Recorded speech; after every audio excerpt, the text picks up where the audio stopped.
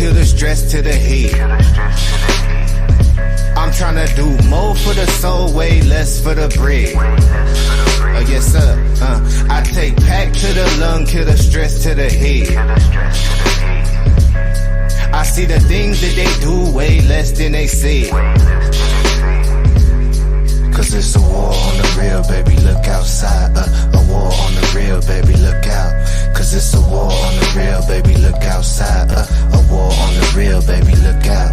Cause it's a war on the real, baby, look outside. A war on the real, baby, look out. Cause it's a war on the real, baby, look outside. A war on the real, baby, look out. Can't be a real, might get you canceled. The whole system need to dismantle. Copper treated like the utmost wanted. Tryna rule the block but don't know what goes on it. News got a story with a new take on me. Carrying out the window with the screw face on me. But I know that God love me when my burn 95 degrees and I can't get sunburn. Wonder when your government don't make me legal. Burn the whole city if I can't be equal. Get off my please, Brad, I earned that 400 years. We are live. We are live. Back again. The Monday got here fast because I wanted it to, because I want to get involved with the information that Brother Neil Frazier is sharing. Brother, I'm so glad to be back here with you again. I'm very happy about this, and I can't wait to hear what you have to say. How have you been? I know you're well, and we're here. There you go. Yes, sir. Yes, sir. Well, again, it's good to be back with you, Lance, on Monday. Happy belated birthday. Thank you so much, brother. Yeah, I know you put in a lot of work. So we're going to have a good show today, and we get right to it if you want to. Oh, yeah. This is your time, man. I'm here to support you as our brothers and sisters file in. The numbers are going to grow. Yeah. Last week's show was spectacular. As always, full of information. Again, you spearhead past many of those who come on just to talk or echo what other people say. But it's quite evident that what you do here is a result of many hours, days, months, and years of study, and not even just study, but absorbing it. And sometimes when you study, you don't always get it the first time to stick. That's true. That's true. That people can read, but they don't always comprehend. So this is why when you have some people who may read something and you ask them what it is that you just read, they can't tell you. So repetitiously over, you saturate your mental tissues with this information, and it becomes one with you, and it's evident how it flows out of your mouth, not just out of your mouth, but your whole essence, every fiber of your being exudes this thing. And this is why it's such a good meal when you bring it to us, because you're well saturated in truth, and that's what flows from you, from every part of you. Well, thank you, Brother Lance. You know, I always say there's nobody that can set the table like you. And I always appreciate the kind words, and always love getting and connecting with you on Mondays, because it also, you know, the energy works both ways. So I enjoy coming with the family and sharing what little knowledge I have, and also to speak to you from my perspective, and also to share our spiritual connections. Yes. So today, as you said, we're gonna be talking about our genetic memory bank again, which is an important subject. And I thought about it for a while, and I said, well, I need to go into this a little deeper so that we can have more of a dialogue about it. And as we know, there's been a 2,000-year-old assault on our truth, now really the truth of the planet. So I'll begin with actually the foundation of what we are, who we are, where it came from, and why those who oppose us actually, where their contempt for us come from. What is the root cause of this? Because I hear Black people say all the time, why do they hate us so much? And after today, you may not be asking that question as much anymore, hopefully. Yeah, they did a real snow job on us. But I want to take you back. I want to take the family back to where this all began. We as a people, we created the greatest system in the history of the world. That system, known as the Greeks called it the mystery system, because it was a mystery to them, and they did not comprehend and understand it. But for our people, as we explained before with the concept of the Netaru, that this was a common everyday practice. This was our lifestyle. So we go back 5,000 years ago, and I want to talk about how languages developed. So many people may or may not be aware of the fact that you cannot have language without first having conceptualized what it is that you're putting in a linguistic form. And our people, our concepts came from the oldest written language on the planet, the Medu Neter, which was written in stone. The importance of this, and I want to point this out because this is at the fundamental root of where our issue is spiritually. The Greeks called the Medu Neter hieroglyphics, and they said that it was sacred writings. But our people called it the sounds of the spirit. Now, why is that important? There is a big difference between interpreting things through the sounds of your spirit or through nature, the sounds of nature, because believe it or not, before we were inundated with all of these things that keep us going in all kind of different ways, we communicated through our spirits because we were connected to nature. So this is why this term, the sounds of nature or sounds of the spirit, is so important, because this actually is where we can see the separation between those who have a calcified pineal gland. And I want to explain that too, because a lot of people are, going back and forth about this. You're not able to actually get the full spectrum of sound without an open pineal gland. So that pretty much describes it right there.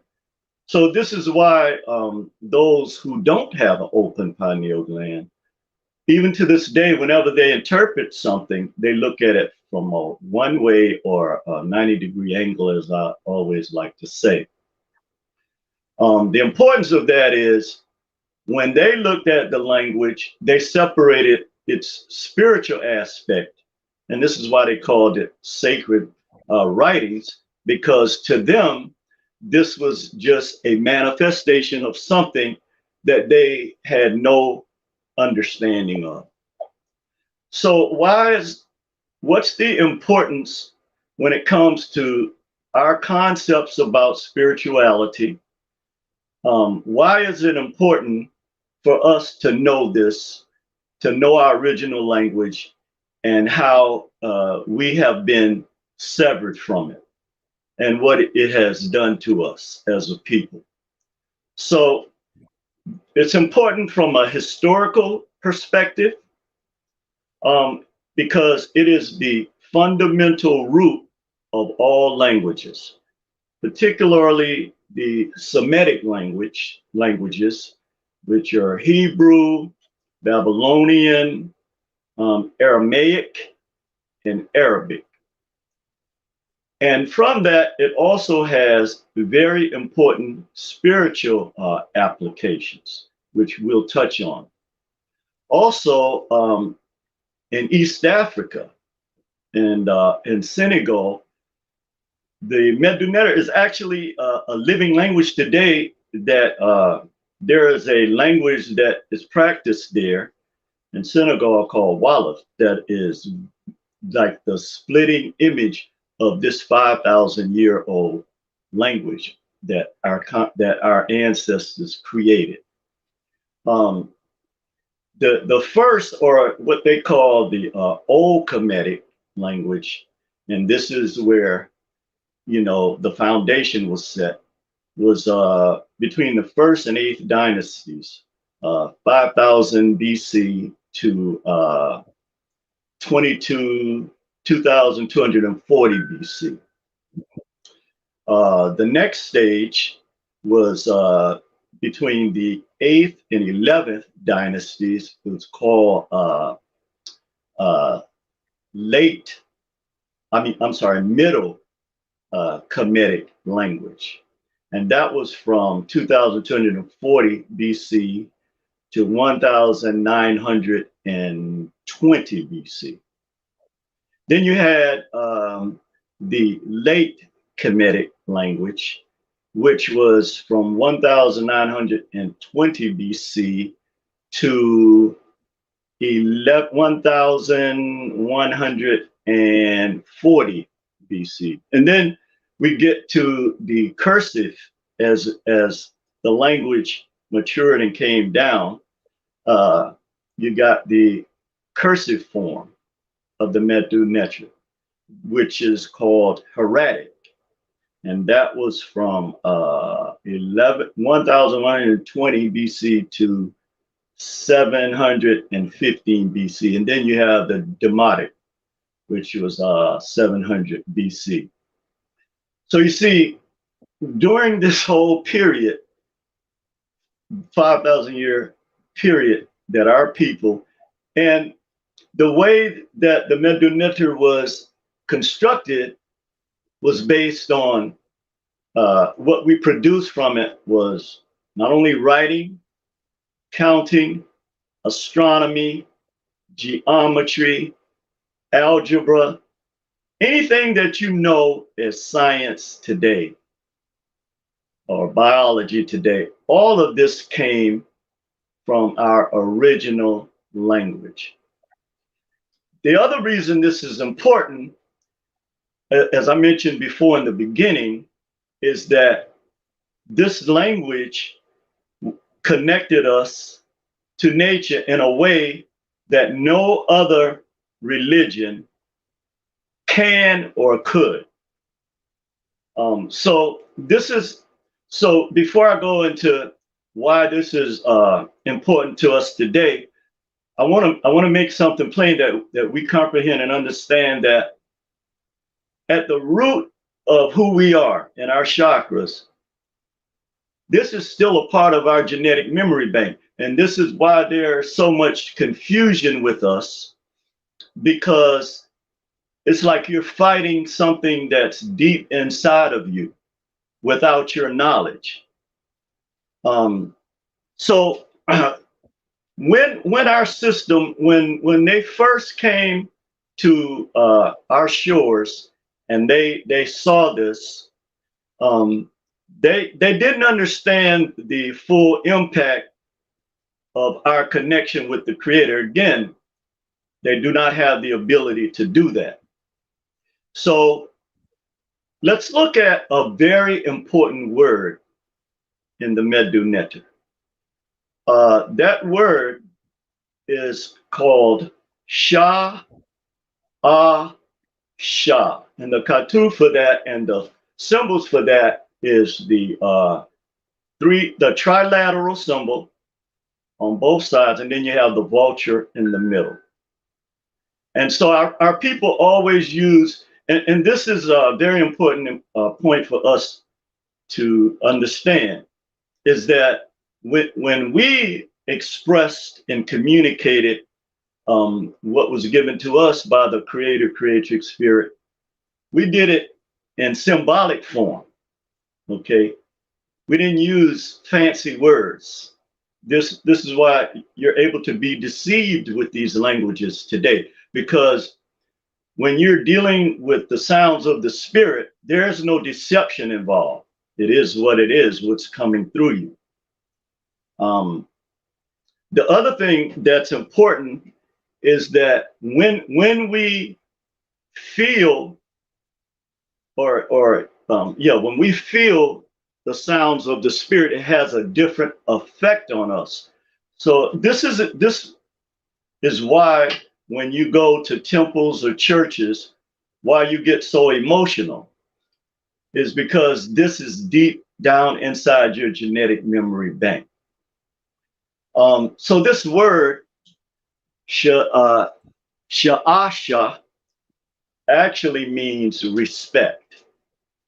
And in our ancestral memory bank, the word respect, okay, was very important.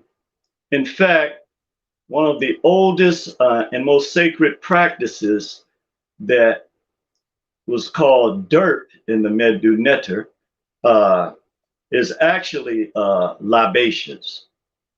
And so the way that we interpreted this was that whenever we poured libations, then we were invoking the spirit of our ancestors who never really leave us. And this is what we believe. We didn't believe in, the fact that when someone transitioned, that they did not still affect our everyday life, because they did. And so the symbols for that is the hand, the mouth, and then the square map. And then finally, the two creators of the Medu Neter, Jehuti and Sashata, which is the creator, Jehuti, and the father and creator, and the mother creatrix, Sashasta. And this is why it's so important for us to maintain the masculine and feminine energy.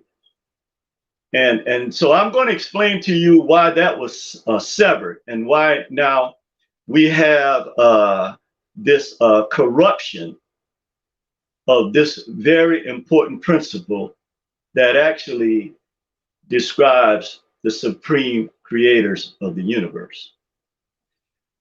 So when you look at this from this perspective, then you can understand why you're hated so much, because out of this, what they call the mystery system, they plagiarized. First of all, they stole our legacy. Then a good book to read is George G.M. James, Stolen Legacy. I'm sure many of the people in the family is familiar with that book. One of the other references for what I was talking about earlier is, I believe his name is Sir Alan Gardner, the Egyptian grammar, because again, you're looking at a people that's trying to interpret something that's outside of their sphere of comprehension.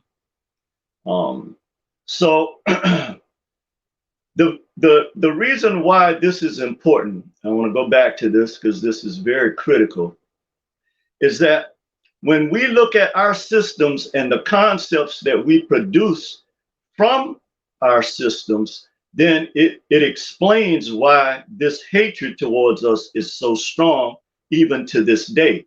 Because the people that know this and that have studied you for millennia, they already know that they have to keep you in a state of imbalance in order for you not to reconnect with your genetic memory bank. Okay, so again, our concepts had nothing to do with what you know as religion today. In fact, many of the things that you know in religion today were created from the Meotian concepts that we had of truth, justice, and righteousness. And this is why Black people are, involved in a lot of wicked things, is because they have pretty much separated you from your true nature. And so when you're separated from your true nature, it's like being in a sinking ship and having no anchor to save yourself. All right. So finally, when the individual who you know as Jesus, when the 2,000-year-old timeline began, and they began to decipher what's his name, Champollion, when they and Thomas Young, when they began to study demotic and they started to decipher the Medu Neter, they also became aware that they had limitations because they could not grasp the spiritual aspect of this. So what they did was they started creating concepts that would bind your mind. In fact, that's what religion means, to bind, the Roman definition of it. So all of these things began to take place. So they knew that instead of telling you the truth about Yeshua, that they had to create this image for you, and they were aware of it even back then, because what they were aware of was that they had to remove. I remember something Dr. John Henry Clark told us, that in his great work, A Great and Mighty Walk, he said that, and I love the way Dr. Clark spoke about things. You said when he was young and he went to Harlem to the Schomburg Institute. Sorry, family, I'm a little tired too myself. It's been a long weekend. But when he went to see Arthur Schomburg, who I know many of you probably know that the center is there. I know Lance knows. But long story short, he went in and he asked him, he said he wanted to know about African history. And he was a young man then. And Arthur Schomburg said, sit down, son. He said, what you're calling African history are the missing pages of world history. And then he told him to go study European history and find out why it was so necessary for them to remove our people out of the respectful pages of history. And that was a very powerful statement that Dr. Clark made. The other thing too is that the people that did this, that plagiarized our history and stole our history, they began to destroy the connection between our genetic memory bank and the sacred writings that they called it. They began to sever us from that. Okay. And the last point I want to make about this too is when you talk about a holy land, the first holy land in history, okay, or what our people call the Taneter, was called Aptu, which later the Arabs changed to Abydos. So they begin to remove not only our genetic memory bank connection, but they begin to replace the spiritual words. Okay, before there was any Israel or anything like that, there was Aptu, which was the first holy land in history. So all of these things our people are unaware of because we continue to listen to those that have destroyed our history. The other thing too is when they begin to study in the mystery system, they basically changed when they begin to use different languages, the ones that I mentioned earlier. They begin to take out the feminine aspect of who we are. And this is very, very important. And you can see this down even today. But they destroyed this concept for a reason. Because they knew that a Sar and a Set, it wasn't nobody taking a rib from anybody to create. No, they were created simultaneously in our creation story. Okay. But because of the misogynistic nature of Europeans, they destroyed this principle. And that one act has a tremendous effect on the imbalance of Black people. Because what you're calling the Holy Ghost or the Holy Spirit is not the original concept. That is a plagiarized story from the original concepts of our people. So now you see why you're hated so much, because once you come into the knowledge of this, then those that stole it and plagiarized it, that they're trying to hide from the children and don't want us to speak truth, they hate you for that. Because they know that now, since we have manifested, that we're exposing these lies and deceptions. And when you separate the creator, creatrix spirit, or the father, mother principle, then what you're doing is you're separating yourself not only from source energy, but from our genetic memory bank. So let's come into today. I want to channel my inner Dr. Arthur Lewis, one of our greatest world economic historians. And we're going to talk about what happened over the last 500 years to give you a clear picture and connection to what I spoke to you about earlier with our spiritual concepts. Because it wasn't psychological concepts like you're being driven by religion. No, these were the sounds of the spirit, which comes from inside of you. But then you started listening to other people, and this is where the connection was severed. So what Dr. Arthur Lewis taught us about economics and world economic domination by Europeans was that there were 5 countries. There were England, France, Germany, Spain, and Portugal.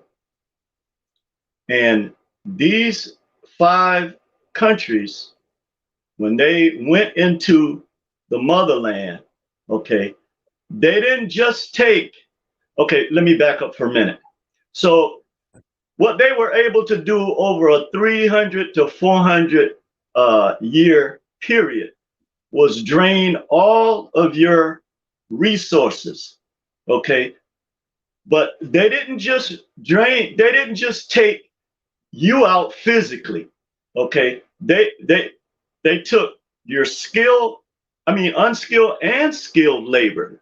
They took the scientists, See, unlike these lies that they want to make you believe that people were slaves, they took the people who were the skilled laborers, the unskilled laborers, the scientists, the mathematicians, okay, the farmers, because unlike what we have been taught in the Western world, and this is why I always say, and others say, that everything you see in the Western world, that you are the foundation of this, okay?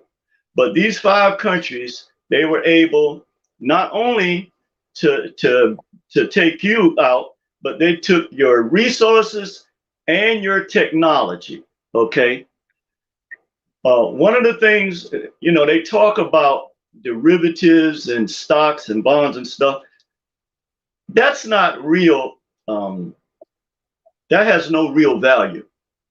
In order to create real value, and that's why you see the rise of countries that are producing resources, because someone has to dig in the ground, someone has to plant the crops, and then someone has to harvest them. And this is how you create the foundation of wealth. And as I said earlier, they didn't just take our people and our knowledge and our resources, they took the technology. They created the, Black people invented weaving, okay, and textiles.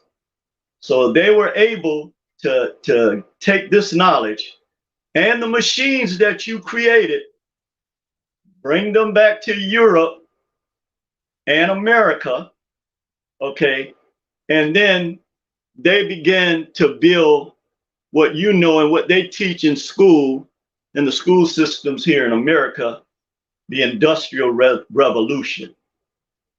But that revolution could not have started, first of all, without having the machines that I mentioned to you, the weaving machines, the old, because our people used to use them with the old sewing machines and stuff like that, and technology like that.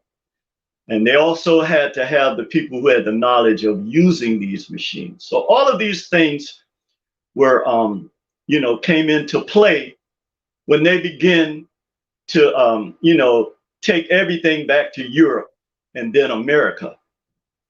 The other thing that really was the foundation for them, for what they call the Industrial Revolution, was when the Europeans began to learn how to smelt iron and aluminum and copper, okay?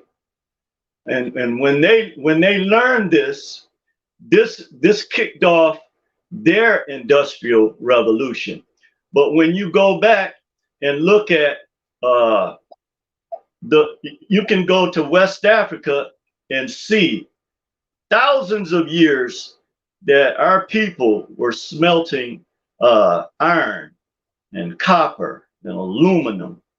This is something you can even, Dr. Ben taught us about Africans living on the Nile when he traveled the Nile and showed us for thousands of years our people was doing this.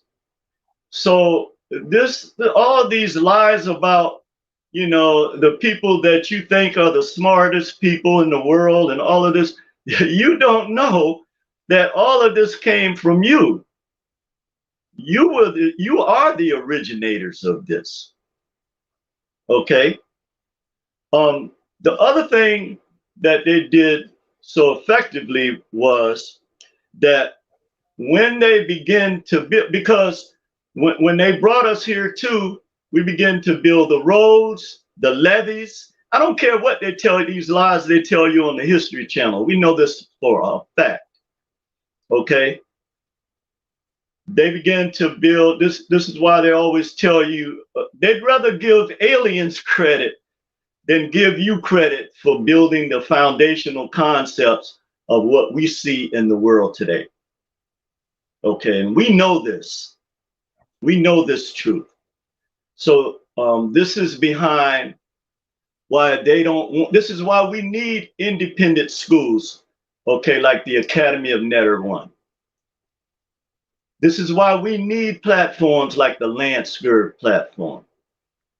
Because we're in a spiritual warfare, okay?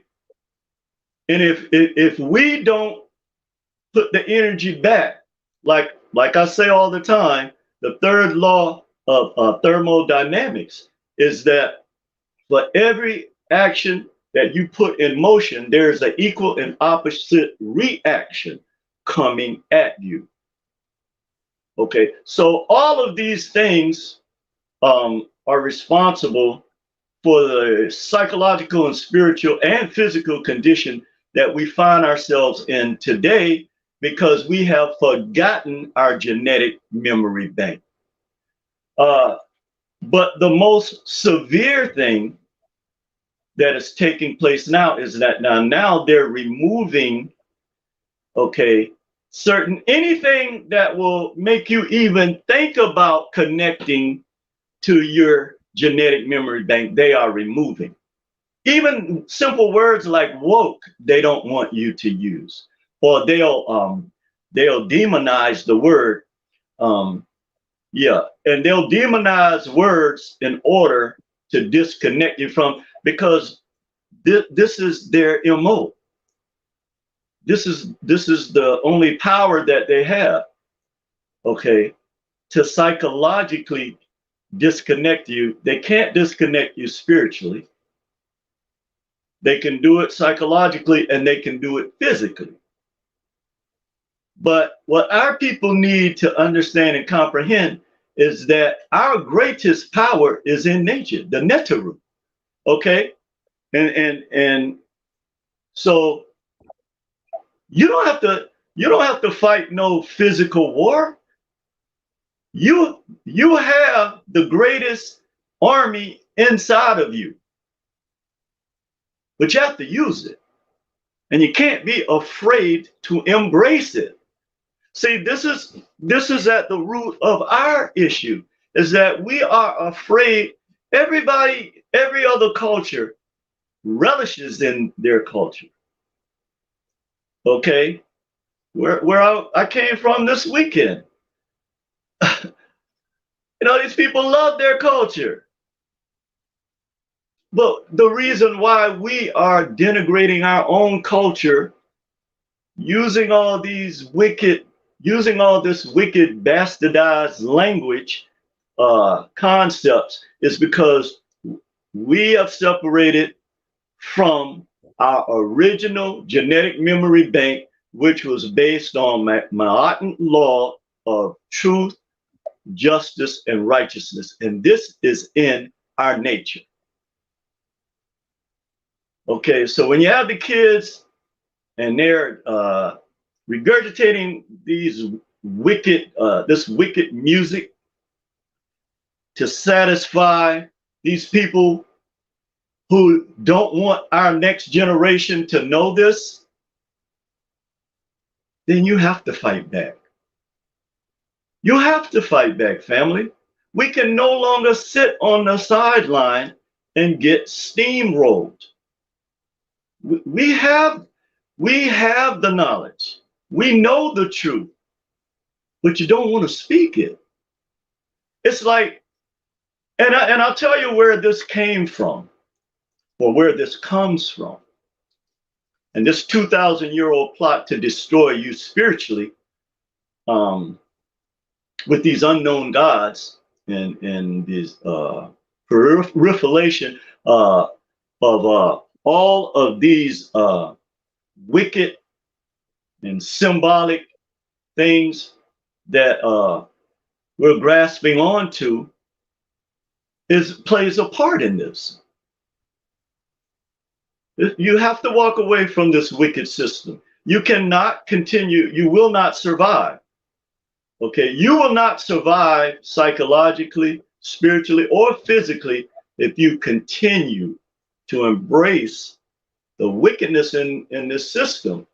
Okay, because again, it's designed to shut off the sounds of the spirit, and then to upload something that you like to hear, you know, and do the things that we're doing or you're doing, because I don't do it. And I'm not saying this to try to make myself look better. I'm just like you. I'm fighting the same things. Okay, but I am aware of, you know, where this comes from, why it exists. And these are the things that the more we make our people aware of these things, then the more, all you got to do is speak it. It has an energy of its own. So the way that you're trained in this system, this is why I have a problem with the way that they teach our people in these churches. I have a real problem with that. Okay, because at the root of that is based in deception, because of what I spoke to you earlier about your original concepts. All of that was designed to tear that down from you. Okay. And when the Roman emperors finally understood that they could not be worshiped as gods in our system, then this is when they begin to destroy it. They begin to actively destroy it. Now, the other thing that they did was, and that they use today with our people, is they demonize our culture. And I can remember as a little boy, whenever I, you know, had to go to church, and anytime my father or anybody else, any religious person, talked about Egypt, it was in some derogatory manner. But I don't blame them, okay? They don't have the knowledge that we have now. This is why this is so troubling, because we have this knowledge. They didn't have it, okay? Or let me put it like this. They were not able, they were not allowed, okay, after all the centuries of indoctrination with one book, they were not allowed to read, write, interpret things that were outside of that book. So maybe that's a good excuse for them, but what is our excuse? But like I said, what they did was they started attacking our spiritual concepts to make it seem like something was wrong with Yehudi, or something was wrong with the concept of that, or something was wrong with whatever came out of our mystery system, which is still a mystery to them. Okay. And so this is why when they teach you from this book, this is why they always try to appeal to you emotionally. Because if you were ever able to separate yourself from that, you see something totally different happening with the enlightenment of our people. But again, I want to keep hammering this nail, because I see it every day. I know a lot of you see it. I know Lance have seen it for years, decades. Is that they want the kids, man. They don't want you. Okay? You're not a threat with them, to them. They gave you a title, you have a job. Yeah, and there's nothing wrong with working a job. I do when I have to. Don't misinterpret what I'm saying. What I'm saying is the reason why they keep you focused on this, get a new house, a new car, all of these things, okay, to set you on the sideline. And then that becomes your vocal point. That becomes a vocal point of everyone you're involved with. So instead of, you know, the spiritual and psychological energy that we're supposed to be vibrating at, okay, we're always vibrating down here. Because those material things, they put spells on you. Okay? So the most important thing about reconnecting with our genetic memory bank right now is the fact that we have to now reteach most of the adults, and then we must focus on teaching the children. The good thing is we don't have to do it in a hateful manner like our culture has been demonized. If we use the principles of truth, justice, and righteousness, it will break the back of these wicked entities that are seeking to bring you down every day. The other real important thing about us reconnecting with our genetic memory bank is that it will open up our first eye in order for us to see what's inside of each one of us. Because right now, most of the time when you see another Black person, there's some hostility involved. See, and all of these things come from you using these words that put spells on you rather than using the sounds of the spirit in order to communicate with each other. Because when you're using the sounds of the spirit, okay, then that is the greatest force on the planet. So there's nothing that can stand against it. So anytime anybody says anything, and I'm not saying we're not going to have negative confrontations with people. This happens all of the time. What I'm saying is this won't be at the root of who you are and then pass this spirit down to our children. Because again, unlike other people, Black people have the strongest ability or energy to affect anything that they come in contact with. And so you must be aware and cognizant of this. So why is the attempt now to continue to destroy our history going on? You don't hear about it in school. If we don't teach what we are teaching about our genetic memory bank, they will continue to destroy everything that's associated with it. And this is why you have to be very careful. We are at a very critical stage right now in the history of Black people. Okay, we are at a crossroads.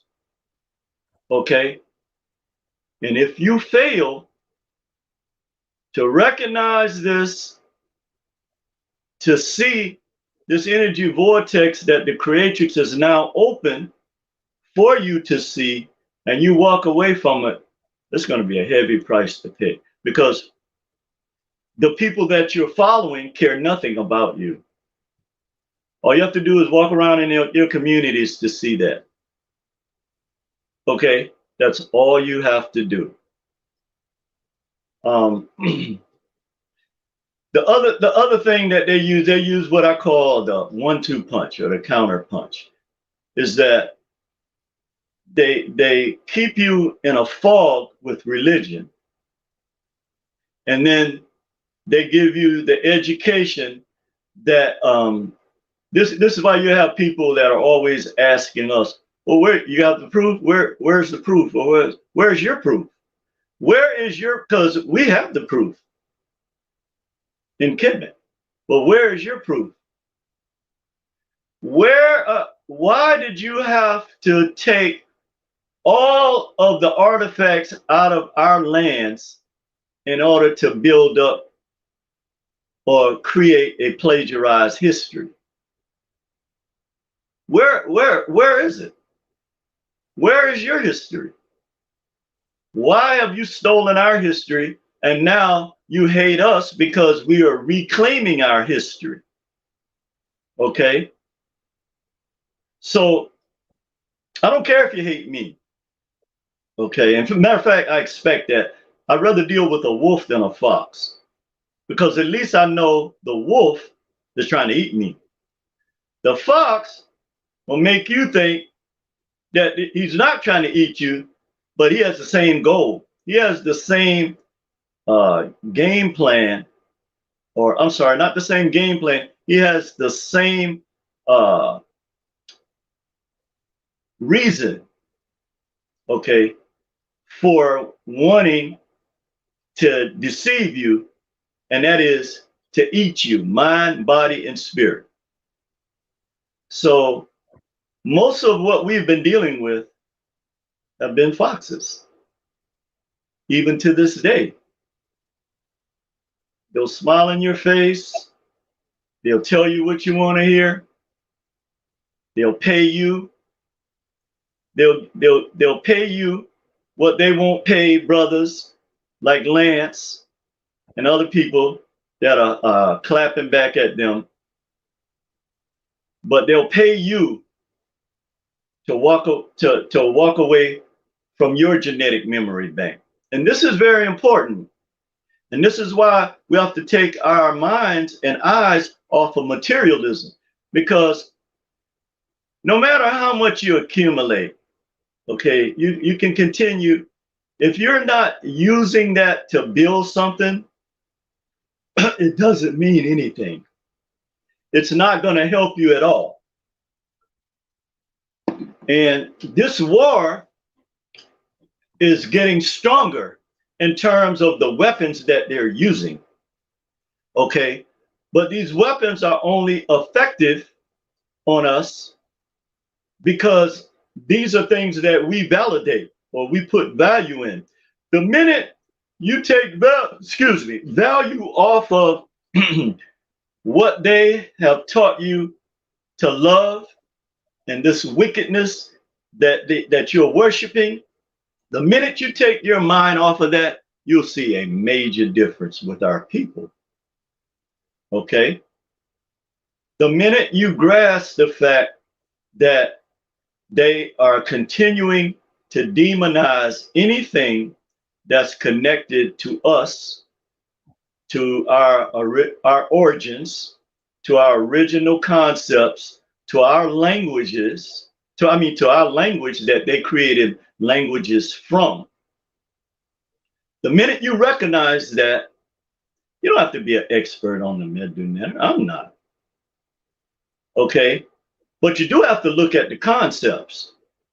You have to look at the concepts, and you have to now begin to understand that this is who you are, and that these concepts, okay, if they are not used by our people, okay, can also work against us, because now they're making you think that is something wrong with you because you're embracing your knowledge.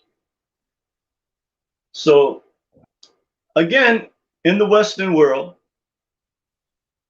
everything that you see that they started from the Industrial Revolution. And this is why also you see after they started the Industrial Revolution, then you begin to see big insurance houses like Lloyd's of London. You begin to see the Chase Bank. You begin to see all these financial institutions that we have not benefited from begin to sprout up.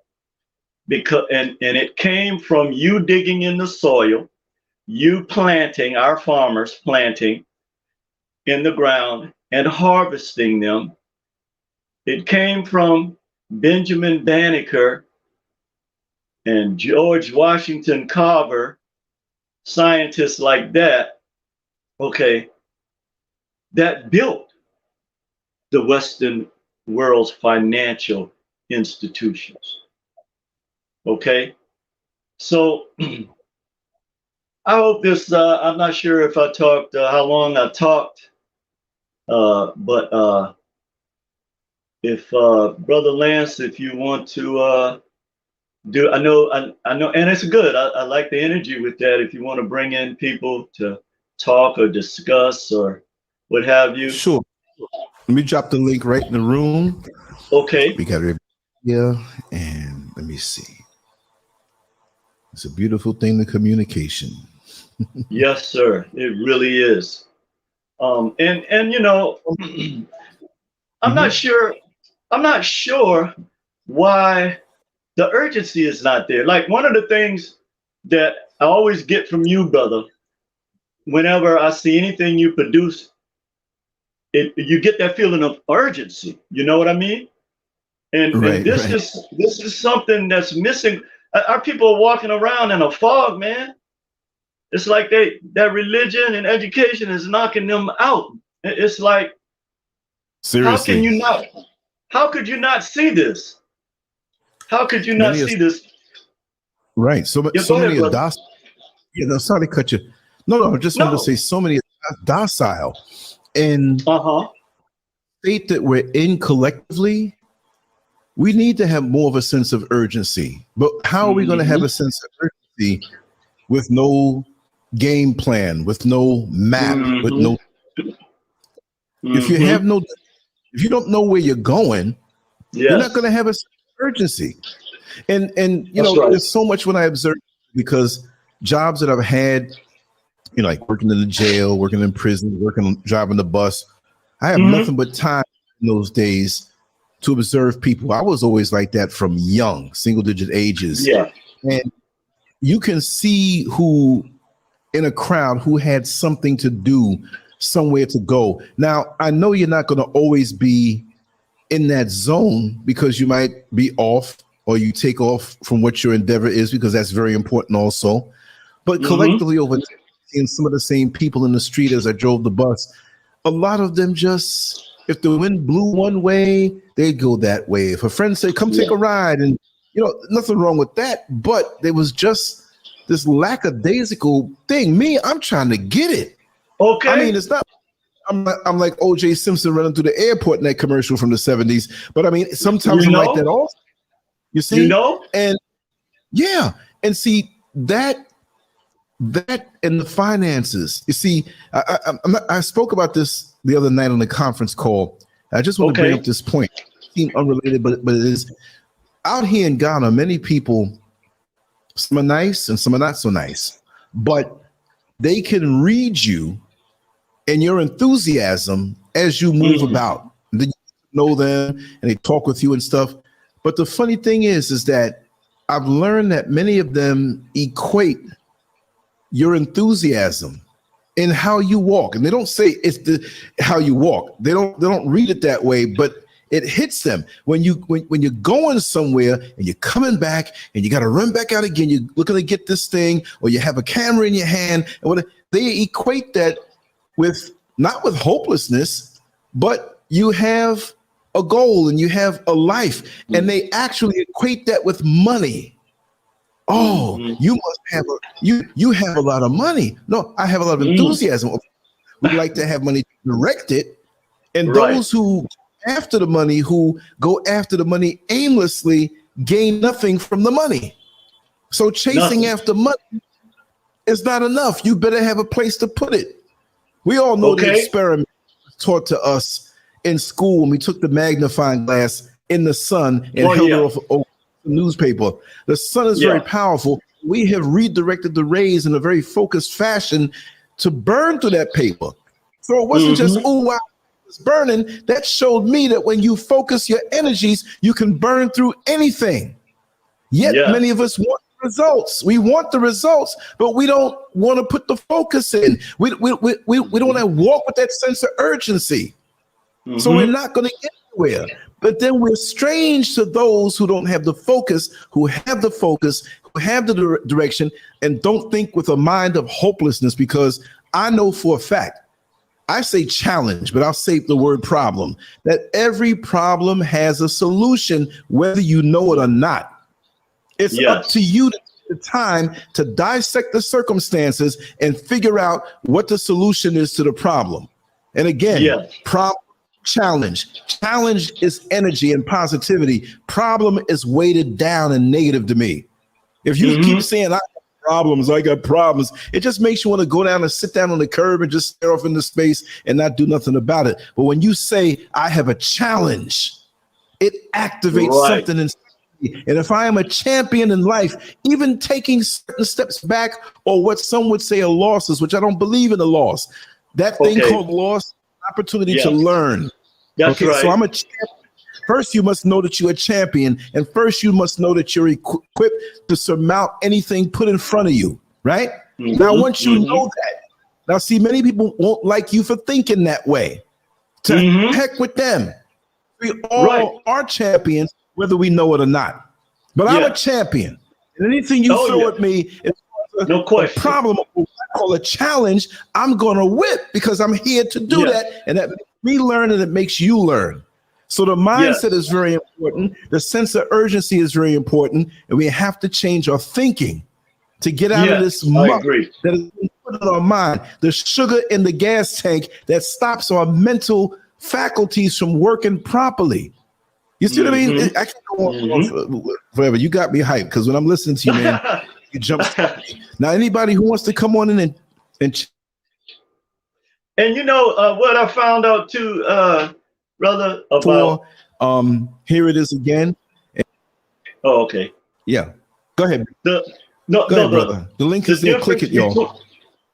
The difference between the sounds of the spirit and sacred writings, it really does define what our challenges are and what our issues are. It really does. Let's see if I can give a good example of this. Let's say you go, because you know I like to use this analogy too. I've used it before several times before with you. You go to a hospital and you know, I go in, I sit down, and they said, "How you doing today, Mr. Frazier?" I said, "Oh, I'm doing good, but you know, I'm concerned about this issue I'm having. I just want to know what the real problem is and what the diagnosis is." And they go and they get LanceSCurV's medical chart and your history, medical history. And then they diagnose me based on that, or vice versa.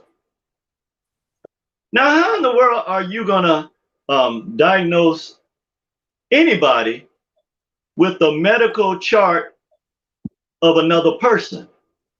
So this is what has happened with us. Okay, we are living our lives based on the deceptions and manipulations and lies of another people. But those deceptions, lies, and manipulations are ingrained in our psyche. And it's such a thorough job.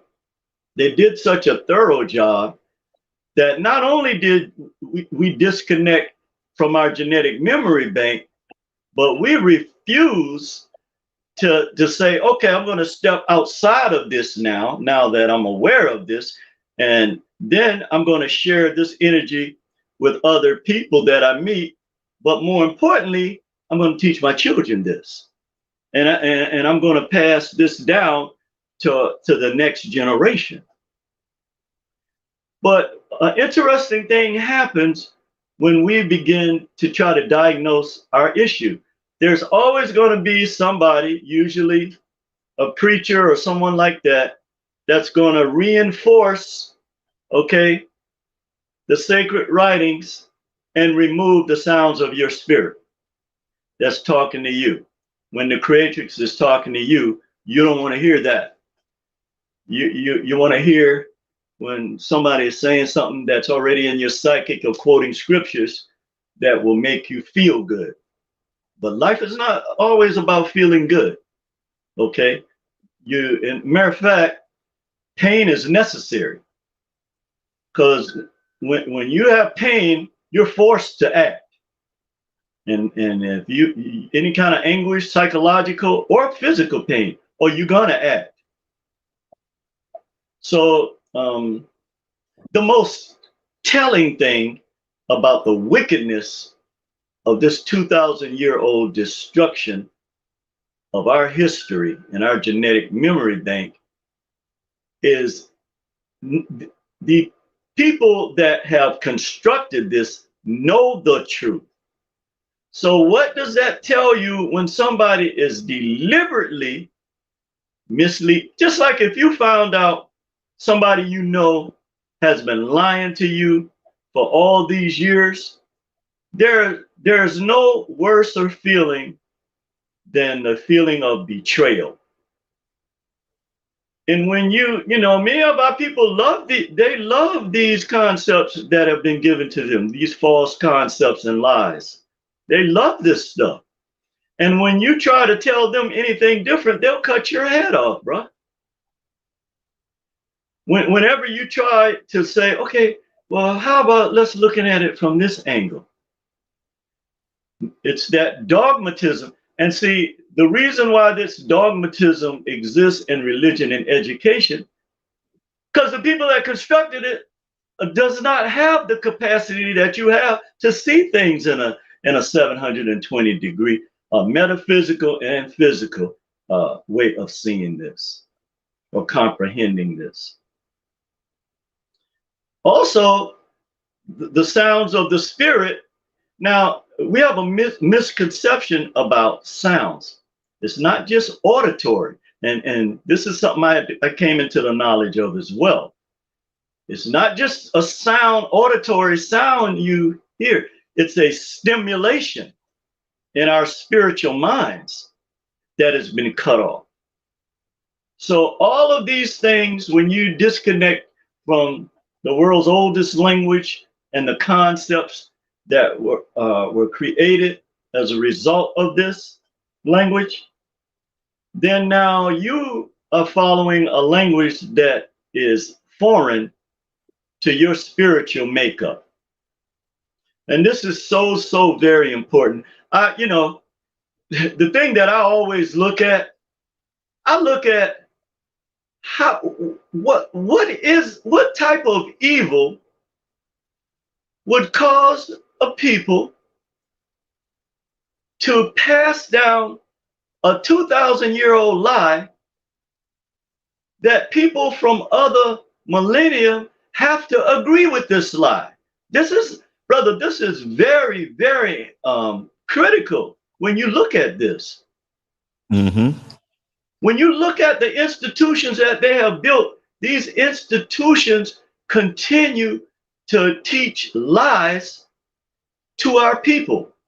And on top of that, our people continue to soak up these lies. I was watching a show, this was about maybe 6 months ago. In one of these colleges or universities, they're not real universities to me. You can call them whatever they want. This young sister was questioning this white professor about something. And apparently her parents or somebody had told her the truth about this. Do you know that they had her arrested because the professor got angry with her and started challenging her, you know, because now, wow, these people don't, yeah, I forgot. I wish I could remember. Maybe somebody in the chat room remembers this incident. But now these people are openly destroying our history and our genetic memory bank. But more importantly, they don't want none of our young people to know it and to speak it. Because now this is the sounds of the spirit. And this is why our people have the telepathic ability, okay? Because of the sounds of the spirit. This is why we, oh, thank you, Critic. This is why they removed the feminine energy out of their religious criteria, okay? Is because the feminine energy is very intuitive, okay? And it's fire, like your wife.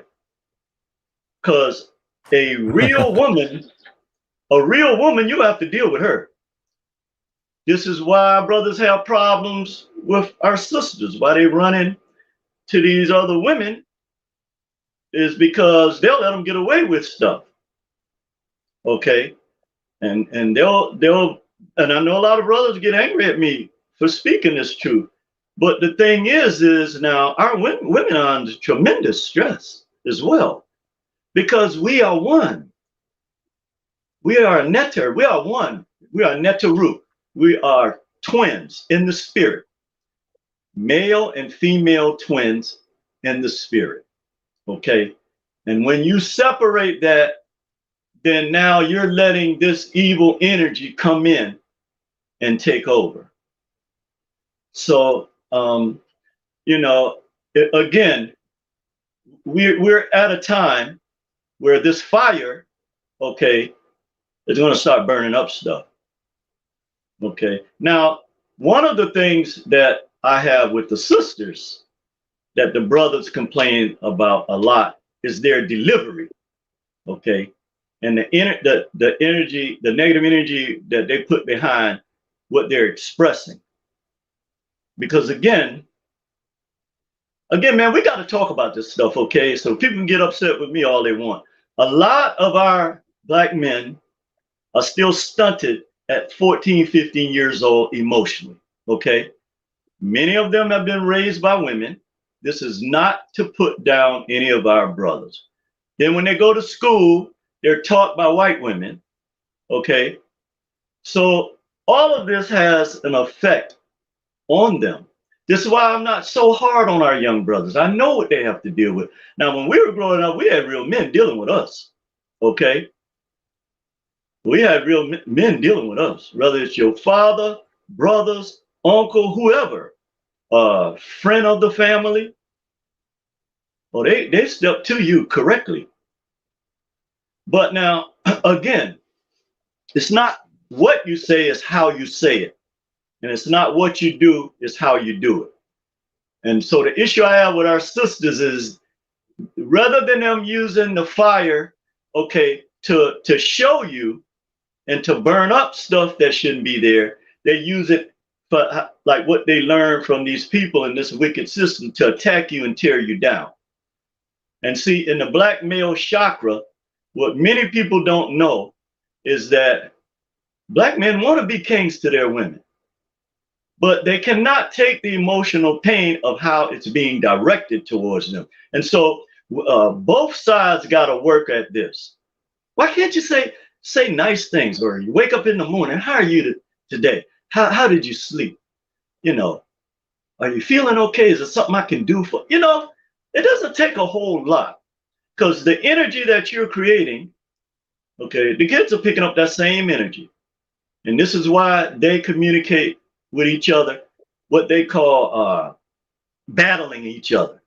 And then you see these people that get on YouTube battling it. That's brother, it's so sickening. It's so sickening.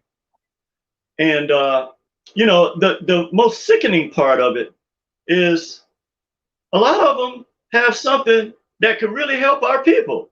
It's just the delivery of it. And so you alienate people when you create a hostile environment, you know, and sometimes I have to check my own self when I deliver things, express things, because the urgency of it is what's motivating me. And when you know somebody is trying to kill the spirit of your people, it's hard to face. It's hard to be quiet. You can do whatever you want to me, but at the same time, I'm not afraid of you. I'm not afraid of your system. I'm going to keep speaking truth to my people, and we're going to continue to rise. And those that won't rise with us, I'm not worried about you, because the Neteru are going to take care of you. So I guess, I don't know. Maybe everybody's put the link okay. It's all good. I mean, you know, it's all good. But I just today, brother, I wanted to paint this picture that, and this is why I wanted to use the word destroy, because that's what they're doing. They are destroying. If you get a textbook that our children are using or our kids are using in junior high, high school, and elementary school, you're not in the books. when you are in the books, they're talking about you when you was a slave on a plantation, which is a small part of our historical experiences, a very small part, but a necessary part in terms of us realizing that all of this came out of the utter contempt for the original people of the planet. Okay, and this contempt, okay, these people they want to call white supremacists. Hold on. I'll be right with you. But that's one of my next person I got to deal with. Yes. Yeah, we know you will soon, brother. So, you know. Yeah. You understand. So I just wanted to make this final point that these people that they're calling, first of all, you cannot be supreme if you are destroying civilization. If you are destroying and hating people, okay, you're not supreme. Okay, so we need to stop using that word because, again, when we use words, they take on a whole different life and power of themselves, especially when we speak it. So with that, Brother Lance, I thank you again. I didn't realize, I guess they're early, but always good to share with you, brother. And I love what you're doing, man, and what your wife is doing, and you and people in the family.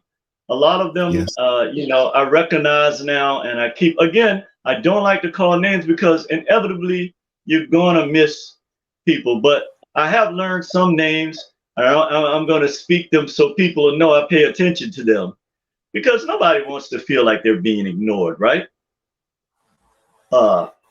There's Master Glam. There's Indigo King. I remember Mr. Hollyman, Willie Hollyman. I remember him from my first video 3 years ago with you. Because you have a loyal following. They've been with you for years. See, I know. There is Reese. There is, hold on. I'll get it. There's Kwame. Yes. Diana, something like that. Nasser. There's so many names, right? There's so many names, bro. That's why I don't like to call names. But I just wanted the family to know I see you. I see you. I appreciate it. The energy works both ways. And I'm looking forward to reconnecting with you again next week, brother. Keep up the great, tremendous work. We need this to counteract this warfare on our people. And not so much just that, but also for us to be proud of who we are. We should be proud of who we are. This is why people try to beat us down so much.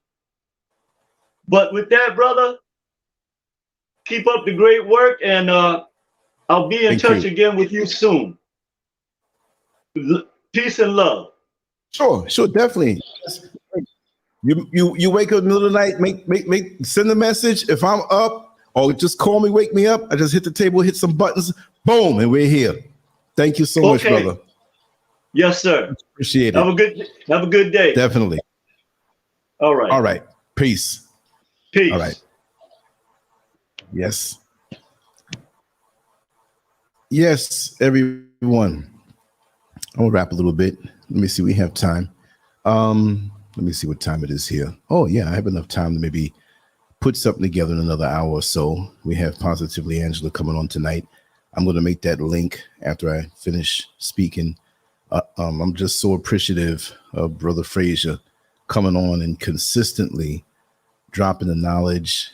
And, you know, we can't take him for granted. It's a thing where, you know, what he shares is a culmination of so many years, countless years of living, absorbing, reasoning, studying. You see, we have so many people who get out here and run their mouth to be seen, but they speak in vague terms. They don't bring you facts. They cannot show you that they have studied. And the hocus pocus this and the hocus pocus that, and you know, okay, when are you going to settle down and really bring what you have to bring. And this is Brother Neil Frazier. This is what he does. And I'm very appreciative of that. He's well versed in. I can't, not that I can't, but it's not for me to do. See, we have heart specialists out there, right? We have brain surgeons out there. Just because a brain surgeon is a brain surgeon doesn't mean because he's a doctor in that area of expertise that if he has a heart issue, he has to go to school all of these years and learn the heart over and over. You'd waste your time, you see? So this is why we have to appreciate those who have studied in their various areas so that it makes it easier for us because they did all the work already. They have the knowledge already. You know, they keep up with the knowledge when things evolve, not necessarily change. They only change if you found out something to be a lie, but they evolve, and you build on that. And he can put you in a place, and the very people out here, not even just Brother Neil Frazier, but not even just people on this channel, but people out in the world. I acknowledge that.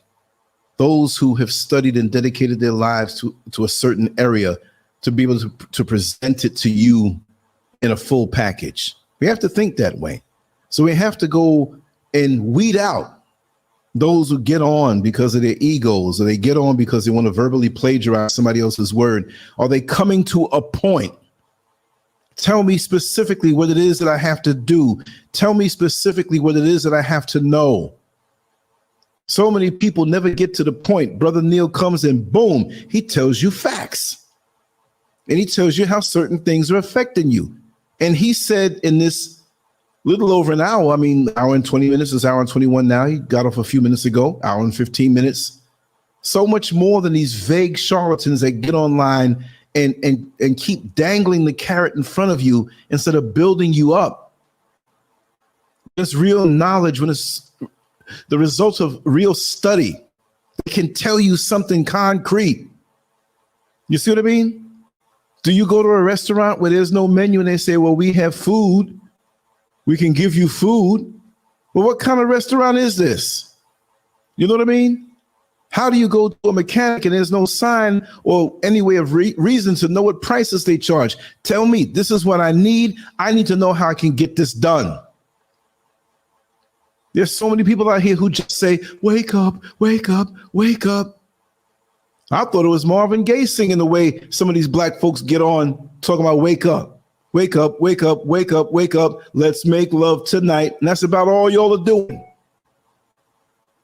There's a balance to our existence.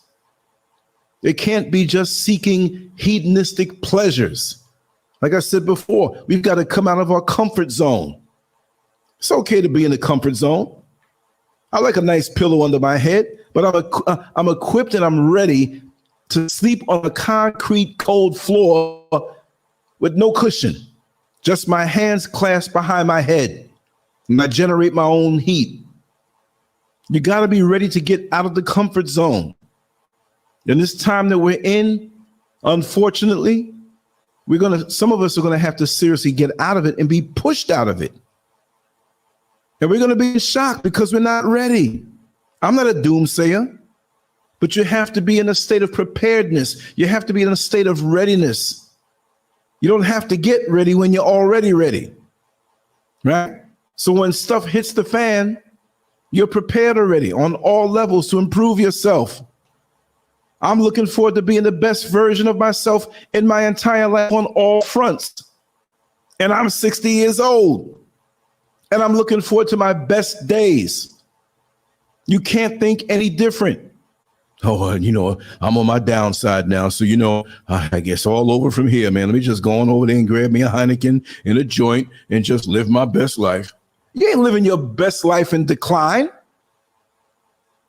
The 20-year-old LanceScurv will whip the 60-year-old LanceScurv. I don't know about that, but he was a physical specimen. I know that it may not be like that anymore, but mentally and spiritually, the physical is here to run us down the runway so we can be strong to gain the wisdom that we need to take flight on a spiritual level. But we don't see how all of those things interact with each other.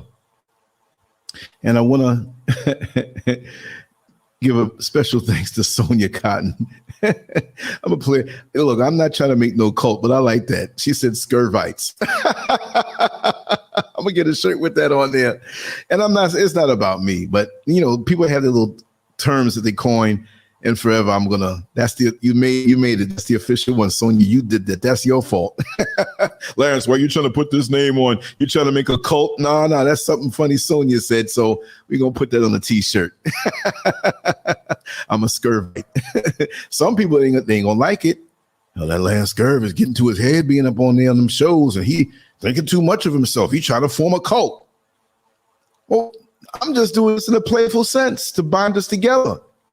These people out here who are actual pastors and preachers, they the ones with the cults in Jesus' name, taking that money and bringing it to the white neighborhoods and the white bankers. And look, out of all the money, all the billions of dollars that the churches make from black people in America, it's not helping them one bit. You ever think about that? Neighborhood still jacked up. Where that money going? But they can't tell you. I'm gonna really come after religion in the next few days. I'm sick and tired of it.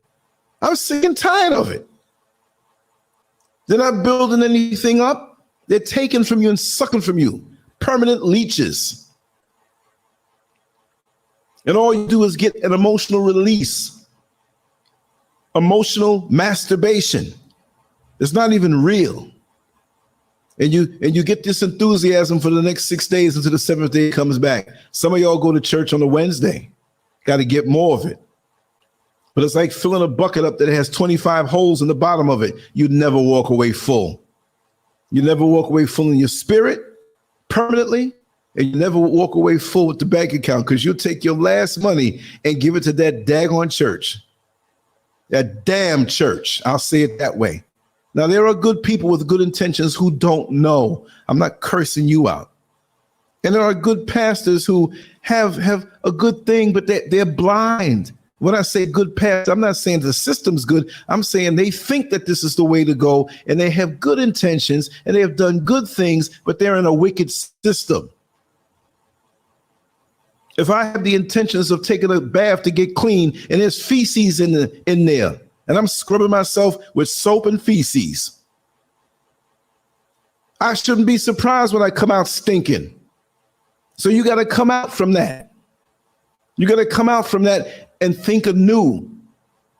We can't go with the same tried and true way. Well, back in the civil rights movement, which should have been human rights. That's why they knocked off Malcolm X when he wanted to go to the United Nations on human rights violations. Oh, you taking it too far, nigga. You going too far. See, we're supposed to only operate within a certain containment. If we go beyond that, we're violating. If we think beyond that, we're violating. As long as we tap dance and get them some nice sex and get them some nice entertainment and probably cook up some nice food and clean their house and be happy for the crumbs they give us, they ain't got no problem with us until they do have a problem with us when they get drunk and they realize how much they hate us, which they don't have to get drunk to do that. It's in them. And they want to say, I'm talking hate speech. Hate speech? I'm trying to warn folks, listen, these people, they want you wiped off the face of the earth. And I have no time to look for the good ones. And I've known some good ones to a point. The snake that has a full belly is going to treat you nice because there's no need to bite you up. So some will be nice to you. But when it comes time to draw the line in the sand, and it's a thing of their survival against your survival, they already know they're operating with minimal. Anyway, out the box, they don't have too many amenities.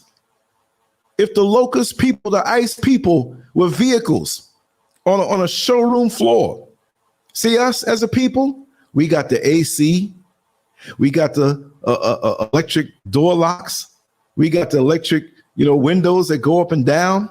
See them, you got to roll the windows up. They don't have the amenities. It's not going to be as comfortable. It doesn't have AC. Doesn't have the extra stuff. We come out the box with things that they got to pay for. or try to pay for, and it don't stick because it don't belong to them. So they want to make us feel like we're less. See, we've been pushed down so much in our mind that to think more of ourselves to them is a violation. But when we think more of ourselves, in our mind, we got to apologize for it. Because we're not supposed to think more of ourselves. We're supposed to stay down in our thinking.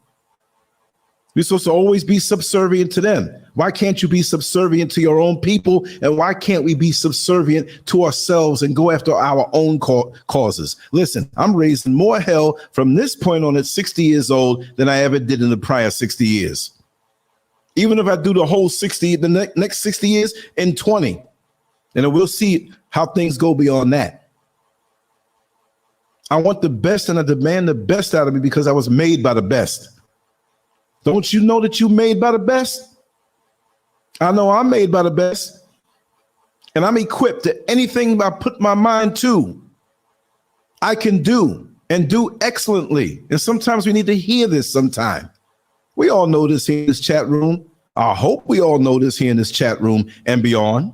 And for the lurkers who are watching but not here, I hope we know that.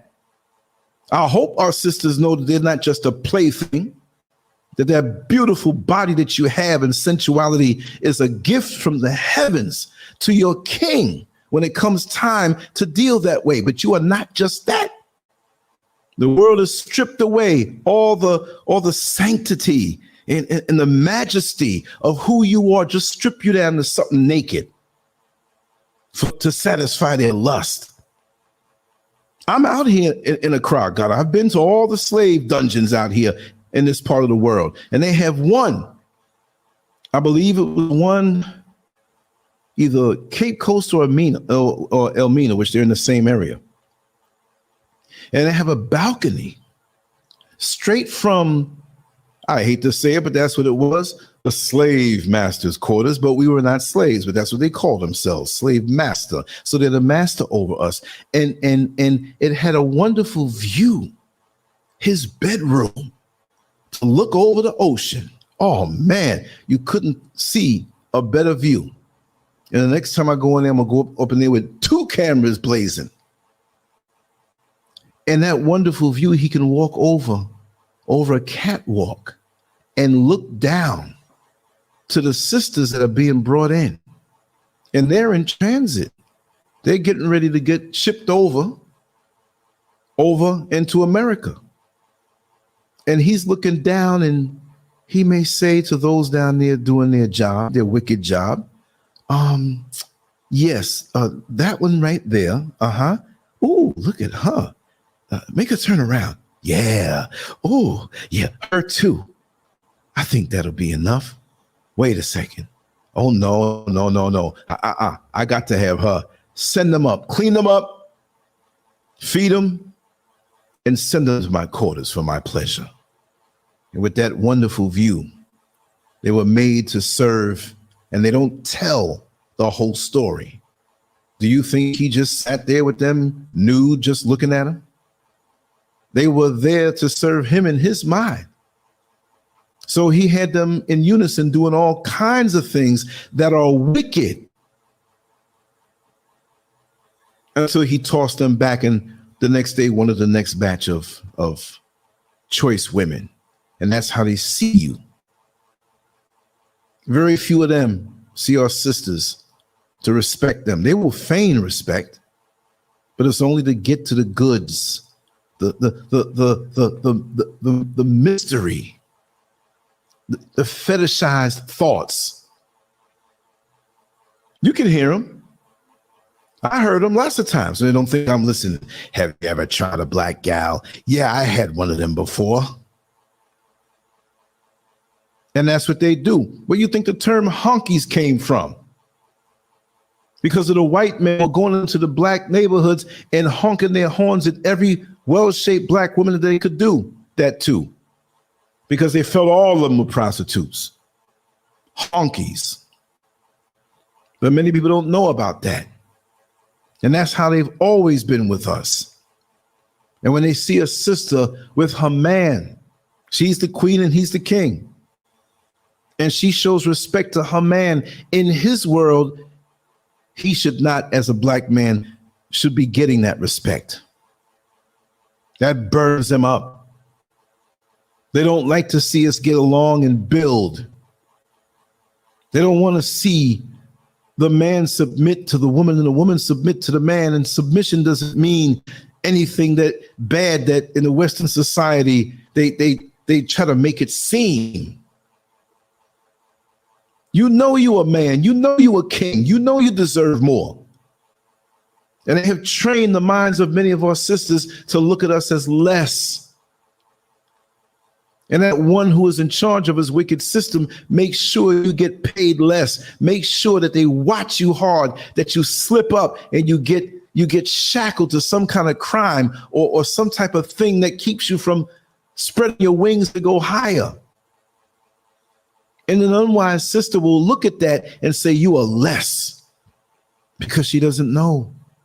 So those of us as brothers, we got to explain what it is and show love. And we have to heal. We can't be in this system and expect those oppressors over us on every part of our system, every part of our being to heal us because they smile with us. Ain't none of them got a problem with the system the way it is. They'd be fighting like hell to stop it. Now, wouldn't they? So for all the ones that, oh, I know some that are good. I know some that are good for a time. Like I said, like a snake that just finished eating a full meal. But what is their nature? And are they really upset with the system the way it is? And if they do have an inkling of that inside of them, do you think they're going to move their mouth to open up and say something against it, much less try to short circuit it? So we got to sit here and smile when they say, I ain't got no smiling for you. No, I don't want to shake your hand. I don't want to touch you. You're enjoying the benefits, whether you think you're connected to it or not. I ain't got nothing to do with slavery. No, I didn't do it to you, but you damn sure benefit from what was done. Like Julius Malinga said, here in the motherland, we have to have paperwork to travel back and forth. White folks come, they just come straight on through. Why is it that way? In their countries, the European Union with the euro, they drive straight on through from one country to the next. Here, we got borders. And who made the borders? So why do we have to operate like they want us to? But where they live, it's free. So why don't we reject this stuff? Who are the people in charge? Why is it this way? Why is the world that way? Hell, you talk about reparations, that you ain't giving it to us. I'm not waiting for it, but I'm a damn sure take it if I get it. But why don't you just open up everything? We can come back home. And you got issues over here. But you want to send Kamala Harris over here so she can nudge you about LGBTQ rights. Rights? You saw what happened with the Dalai Lama, this so-called great man that has been exiled, wanting to stick out his tongue so a kid can suck on it in front of everybody. Did he ever brain fart and reveal what he was all about? As old as he is, to have a desire, not even a desire for a woman. Let the Dalai Lama slip up one time and touch some woman's ass. Oh, I'm sorry, it was a nice ass. And, I'm getting older right now. My brain is slipping. I'm not condoning violating sisters. What I'm saying is that what was in him came out. And he got caught. So what was he doing? Mr. Dalai Lama all these years. You ain't no different than a Catholic priest in the system that shifts them around when they caught violating. You don't want to bring down the system. You just want to put a Band-Aid on a gunshot wound. This world is so damn sick. And now if you come out and you say something about it, oh, you're banned. Cancel culture. And if you don't have a mouth to open up and say what is wrong and stand by it, you are punk. You are punk. You're a punk. Some people would use another word with P and P, say P-U-S-S-Y, but that is a sacred thing. I came out of one of those. So I ain't going to use that word. I've used it as a derogatory term when I was angry back in the past. I'm not going to use it that way. I ain't going to use it that way. I came out of one of those. But for some of them, I will call them a butthole because, see, some of them enemies there, some of us so hell-bent on going back up inside of one. And a man's at that. So you sick for that. This will probably be taken down because there's some white person. I don't feel right about this. I just can't understand. He's made some good points, but the hate, I just don't understand. It really scares me because I've seen him on shows before and he's been such a nice guy. But there's something that trips off in him and he scares me. I scare you and you've been doing this to me in a system that's been doing it to me and you ain't got nothing to say. You scare me because you're one of them people who whip out a phone if I'm being hacked up or shot up. You understand? I ain't got no time for lies anymore. Not that I ever did, not that I ever dealt with it. But right now it's got to be hardcore. Right now it is what it is.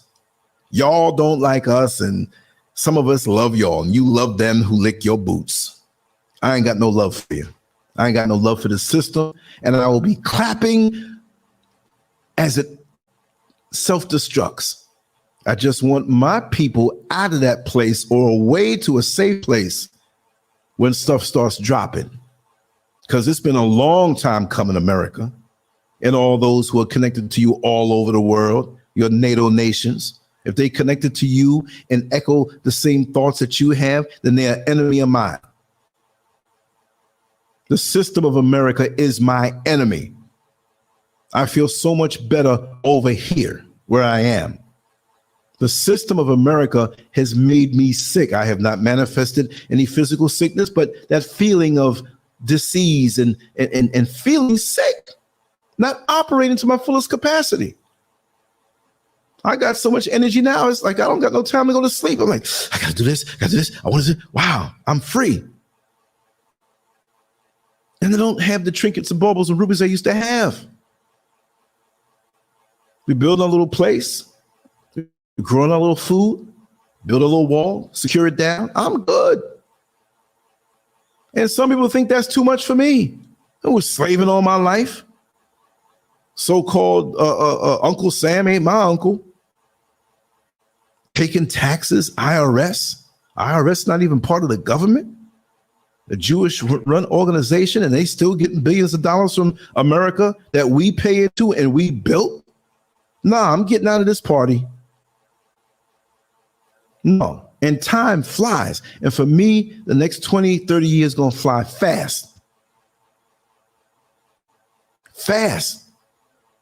So I'm going to make every day count from the heart. Because if you don't know me by my track record so far, then you need to hit that button or unsubscribe. And for those who are subscribed, check and see if you're still subscribed. Because I'm losing subscribers. Like, wow, subscribers are coming down like diarrhea. That's not a pleasant thought, but that's not a pleasant feeling. But this is not my platform anyway. This is why I put up this little banner to say, support the channel on Patreon. And again, those who have signed up for the membership on the actual LanceScurv YouTube channel, I'm going to dismantle this. So if you want to support the channel, you can bring it over there to Patreon, because I told enough people, Indigo King came over, a few Master Glams over there. But, you know, if you can't, no problem. I still love you and I still do what I do. And if you can't, share, like it, because they coming at me hard. You know what I mean? So that's what they're going to do. And that's what I'm going to do back on them. See, I got 24 hours to do what I do. The agents, they got to go home, deal with their family. They got to pay bills. I'm going to work the agents. The agent's going to be like raccoons with dark circles on their eyes. They're so tired. I already can't follow Lance. He's just that got too much energy for a 60-year-old. What is he doing? Is he taking steroids or TRT? No. I have so much love for my people. And I'm not going to get consumed in hate for the enemy. You know, I don't hate the roach for being a roach. I just spray the roach or step on them. Get them away from me. I'm the opposite of them who have that feeling for me. You want to wipe me off the face of the earth? Well, guess what? I'm a mirror. What do you think I want to do? Love you? Somebody love your neighbor. No. If you're going to stab me in the back and gossip and run your mouth, I don't love no neighbor. I'm going to run you every chance I see you. I'm going to make you uncomfortable. You're not going to love life. You're going to realize you made a mistake, because I can be vicious and angry and mean too. I can be loving the same way. That's the problem with us sometimes. Let's make up a word, Christianized. Oh, that little homo, that's the illustration there of the white Jesus, that homosexual man. No masculinity. A man is supposed to be a man, real man, where you can stand next to him and he doesn't have to say a word and you feel his power, you feel his passion. All this watered down beta male, beta simp business, agreeing with everything that you say because he just want to pull your panty to the side and get a sniff. Yes, that's a wonderful thing. But to give up your manhood for that thing that you pull the penny to the side to get to, when it's a proper union, it makes you strong. Yes, because when the woman gives that up to you and sees you to be her king, it offers you heaven and earth. When you wake up in the morning, you say, man, I feel good. These damn devils can't stop me, because I know I got heaven at home. But they don't want you to have heaven at home. They want your heaven to be exploited. See? Ghetto gaggers. And have your wayward sisters out there, you know, got a piece of white salami down their throat, and these men just, it's like, what? And I've said it before. We got to stop calling our women booty, because we're telling on a situation that we're not aware of, but we're right on point. Now, why would I say I'm right on point? I'm telling you to stop it. And I'm saying right on point. Go look up in the dictionary the definition of booty. Matter of fact, let me go right to the definition, BOOTY.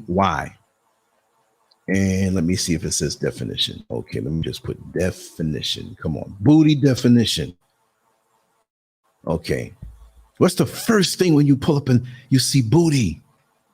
Valuable stolen goods, especially those seized in war.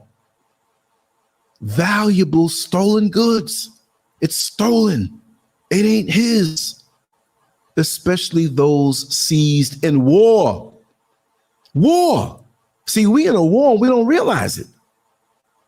We're in the war on real, baby. Look outside. You know that song. I play it all the time. Yeah, that's what it is. Booty. Oh, I'm gonna get some booty tonight. So that's valuable stone. That's your woman, man. You call him booty, and it's seized in a war. Our woman is booty because we're in a war that we lost, and they came in and picked from what they want: the gold, the silver, the booty of war, the booty of war, the valuable goods stolen when you are conquered. So every time you say or call a woman booty, you are saying that you are conquered. You are conquered. You're admitting that you are conquered. You have failed as a man to defend your nation, and you're celebrating your defeat by calling your precious queen booty. And you go to the strip joint to pay a white man who owns the club. And if it's not a white man and it looks like a black man, somewhere along the line, a white man is in charge, because they wouldn't allow that type of club to exist in the city, even if it's way off in the red light district. So you pay to see booty. You pay to see your woman captured, stripped down out of her majesty. She's beautiful. She's beautiful, but she's presenting it in a filthy, low-class way. She still looks good, but you don't want her up there like a slave auction, shaking around, and you got dollars. This is an auction of lust. Hey, man, she got a nice booty. Well, you a defeated I can't say it. I don't want to cuss too much. Every time you call your woman booty, you're admitting that you are defeated. Who wants to be defeated? I don't want to be defeated.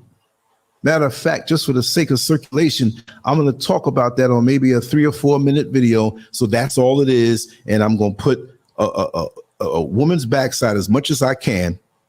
You know it's going to get clicks then, but not too much where YouTube says, no, this is too graphic, and put the big word on their booty. And they're going to go in there looking for some booty.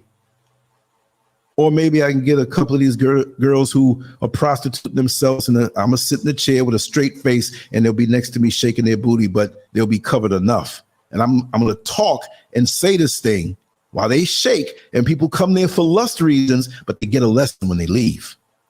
So you got to know how to manipulate people in a way. Speak multiple languages. Use their lower desires against themselves so they can come back with a righteous mentality, because it'll hit them somehow after a while. You've lost, black man. As much as they call booty, yes, you can be righteous. Yes, you can be saying, it reminds me of me being defeated, and I ain't defeated. When I hear that word, I'm going to go after anybody who says that. Say, come here, man, let me tell you something. Even if it goes from one ear out the next, they're going to remember it. Maybe later on they'll be in a jail cell. Yo, this bald head brother, man, what was his name? SCURV, Curve, I don't know. But yo, when you deep in your thought, you'll think about them things. I've worked around much people who are very much incarcerated. And when they come to off of their daily high or the outside world, they start thinking, and the mind starts cleansing itself up for those, because lots of times it may not. They start thinking about things. They start remembering things. They start hitting them. Many brothers come out worse because that's crime school. But for those who don't want no part of that and really get a grip on themselves, they realize that they have to change. Yeah, me too, Sonia. Enjoy a bag of pirates booty. But yeah, that name. That name. Oh, the artist, let me see. I can tell you in a second. Let me see. Much as I play it, it should be right at the top of my head, right? It's Metal Netta, right? And it's I think it's Xavy. It's XAVY. And this thing is like, doesn't have enough space, so I gotta see if I could. I'll put it in the description area below after the show is over. I mean, I'm just kind of rambling on. I guess this is the 2 cents that I was going to do instead of doing a separate show. I'm going to sign off in a couple of minutes. I just, sometimes you have things that roll off your mind and you want to share it, But yeah, just Google that, because the last part of the name is put METUNETER, and then the name is XAVY, and it's I think it's Rustin or something. But just after that, put R. It'll pop up, because that's a real song. There's not some bootleg, whatever, But there are ways that we can get copyright free music with certain artists that don't mind, putting their stuff out there, and you can use it for a small fee, and it gives them exposure, and they still make money. You know what I mean? So that's the kind of thing I support. Yeah, we have to look at that. Look at that. I'm gonna put this up too, Sonia. The black woman's buttocks are shaped like the magnetic field that envelops this planet. It sure is.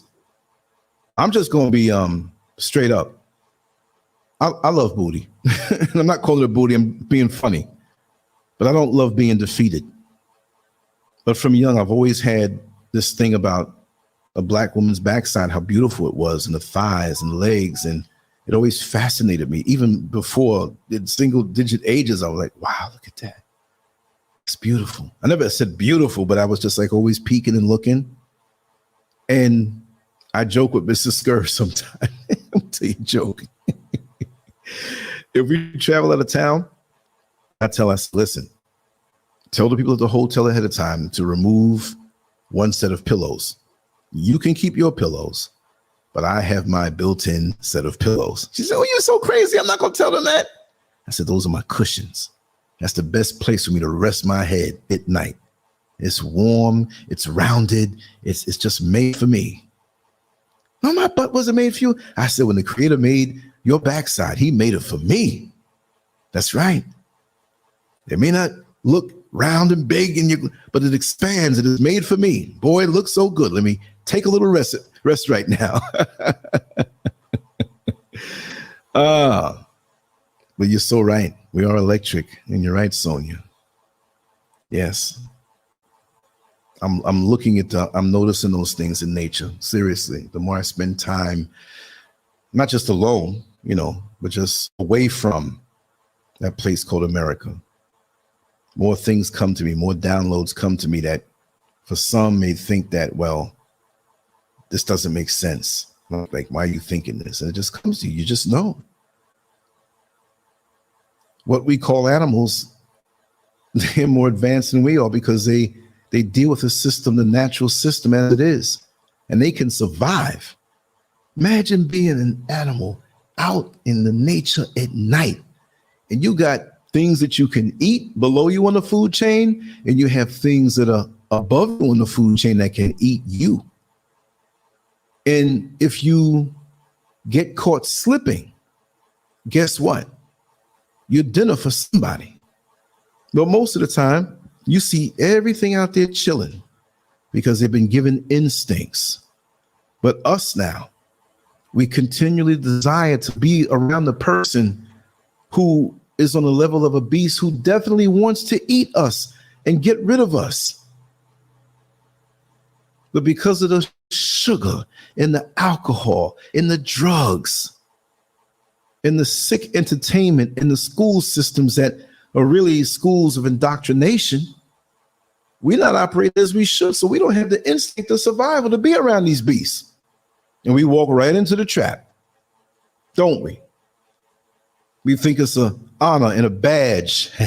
Yes, I'm married to Becky. Yes, her family loves me. No, fool. You make a lot of money and they're going to snuff you, or she's going to take you to divorce court and they're going to favor her a criminal court for this. She's going to say you hitting on her and they're going to get all your money. They don't love you. They don't have the capacity to even, what? Heck to the no. When are you going to learn? This whole thing is set up against you. And I'm not complaining like I'm mad or something. I'm not mad. I was mad for a while, but now I know how to work the game. I don't get mad because you ain't going to catch me no more. You ain't going to get me caught up over it, no more. No way. It's crazy. Anyway, I'm going to prepare for Positively Angela's show. I said midnight. That's midnight for me. That's actually 8 o'clock for you on the East Coast. I keep slipping. I still think in terms of East Coast, right? Or over here, but my mind is East Coast because that's how the show is always going to go. East Coast of the United States. I'm not going to change, because that's what started me. That's where the most support came. All of my brothers and sisters in America, and even over here too. But you can't broadcast 8 o'clock at the same time all over the world, Yeah, beautiful. We got to come up with something else to negate that word, though. That's right. The universe is a black womb, our uterus. Exactly. And we're here first. Yes, Scurvites. Yeah, I think Sonia said Scurvites, but D.D. Havens said Scurvinites. I'm flattered, but it's not about me.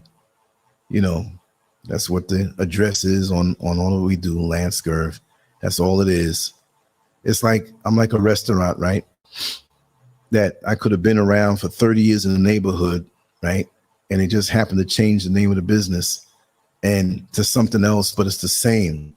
So we joke around and use that name or a t-shirt like that. It's not a cult or anything. It's just that's where you find us. And that's what it is, because I wouldn't put so much time into this if it wasn't for the participation of all of you who are here in the chat room and, you know, who come on the show and contribute that way. You know, I do stuff, but it wouldn't be with the passion that I do, because I'm a passionate person. I go hard in everything I do. I would just take that energy and focus it more on other things. But since it has become what it has become, even though YouTube lies about numbers, and I don't even care about that, you're here. That's the main thing. You're here. That's the main thing. And we can vibe together. And I'm always receptive to what you want to talk about. You know, hit me at LanceScurv.com. If you want to hit me up for something or an idea for a show, and I will run that down below the bottom here. Boom, boom, boom, boom. There it is. That's the contact information. And yeah, if you really want to seriously reach me, go there, because I got 50 million social media platforms. And some people will, you know, I've had people in the course of a day message me on Instagram. Then I have another question or inquiry, and they'll go to Facebook Messenger. Then I have another question, they go to Twitter. I'm like, I can't follow you. Well, you didn't get my message? I sent it to you 2 hours ago. Even just be consistent on the one if you're going to do it. Because I check those two, but I always check my email. That's the best way to do it. You know what I mean? And also, many don't know that I have an American number, but I'm in West Africa. And they're like, how do you do that? Well, I have an app, for those who don't know, that the app company took over the number. And anytime I get a call, it reverts it over here. And as long as I have internet on, I can pick it up, right? And when you text me from your phone to my phone number, it goes to my email. They revert it over to my email. So when I get a text, you know, a lot of times I don't know that number that it's coming from, right? Because it's coming through to the email. So just put a name in there, you know, with that. Hey, this is so-and-so. Then I can change it up, log it in, but I'll never know. Just always throw your name in there. Unless I really know, you know, just put your name. This is so-and-so. This is what I want to say. It makes it a lot easier. Because I get messages all the time. Hey, who are you? What do you want? Hey, what you mean, hey? But again, I'm going to dismantle the YouTube membership, because it's not fair, you know, that one may get some content and the other. And the reason why I'm explaining it again is that I don't trust YouTube. You have a membership, you should be able to say what you want to say to the members and talk the way you want with the content that you put up. But for me, it might be a trap. I might go say something that's against their community guidelines in the membership thing and take down the whole channel, because that's what they want to do. That's what they want to do. So I said, you know what? I'm going to play it safe. I started it out, but I said, you know what? I don't trust the whole YouTube on that angle. You know, YouTube can't take down the channel because of what I do on Patreon. You know what I mean? Can't do it, you know? So yeah, that's what I want to say. So I am going to take it down. There are a few people there that are still there. Please, you know, just understand. Well, let me say, wait a second, you know? So we're going to do it that way. So anyway, let me go. I'm going to put the name of this song in the description area or the comment section below afterward. And, you know, we're going to move on to Positively Angela's show. I may have something. I'm working on some things now, and to put up on Patreon and to put up on the YouTube channel. There's always something coming. So even if there's a little delay, there's always content coming. The last 2 days, it was overcast and it rained, so we didn't have any walk and talks to do. But if she's going to go up to the property and I'm going to stay down and have some runs to do in the city, I'll do a solo walk and talk. I'll do a solo walk and talk. So we'll do it that way. So anyway, much love to you all. And I will talk to you tonight. Well, not tonight. To the stress, to the heat. I'm trying to do. Wait a second. That was just too fast. I cut myself off. How rude of you, Scurv. Yeah. Tonight, 8 p.m. Eastern Standard Time, Positively Angela. There'll be some more stuff to throw up afterward. And if you want to do a conference line tonight, we can do it. Just let me know. I'll be on the show with her. I'll be in the background. So we'll see, you know, because I'm going to be up pretty much most of the night tonight. Okay. So anyway, again, much love, and I will talk to you later on. Peace. To the head. I see the things that they do way less than they say. Cause it's a war on the real, baby, look outside. A war on the real, baby, look out. Cause Cause it's a war on the real, baby, look outside. A war on the real, baby, look out. Cause it's a war on the real, baby, look outside. A war on the real, baby, look out. Cause it's a war on the real, baby, look outside. A war on the real, baby, look out. Oh, it's a couple times. I take pack to the lung, kill the stress to the head. I'm tryna do more for the soul, way less for the bread. Yes sir. I take pack to the lung, kill the stress to the head. I see the things that they do way less than they say. Cause it's a war on the real, baby, look outside. A war on the real, baby, look out. Cause it's a war on the real, baby, look outside. A war on the real, baby, look out. Cause it's a war on the real, baby, look outside. A war on the real, baby, look out. Cause it's a war on the real, baby, look outside. A war on the real, baby, look out. Can't be a real, might get you canceled. The whole system need to dismantle. Coppers treated like the utmost wanted. Tryna rule the block but don't know what goes on it. News got a story with a new take on me. Carrying out the window with the screw face on me. But I know that God love me when my burn 95 degrees and I can't get sunburn. Wonder when your government don't make me legal. Burn the whole city if I can't be equal. Get off my please, Brad, I earned that. 400 years, how you still ain't learned that? I take pack to the lung, kill the stress to the head. I'm tryna do more for the soul, way less for the bread. Yes sir. I take pack to the lung, kill the stress to the head. I see the things that they do way less than they say. Cause it's a war on the real, baby, look outside. A war on the real, baby, look out.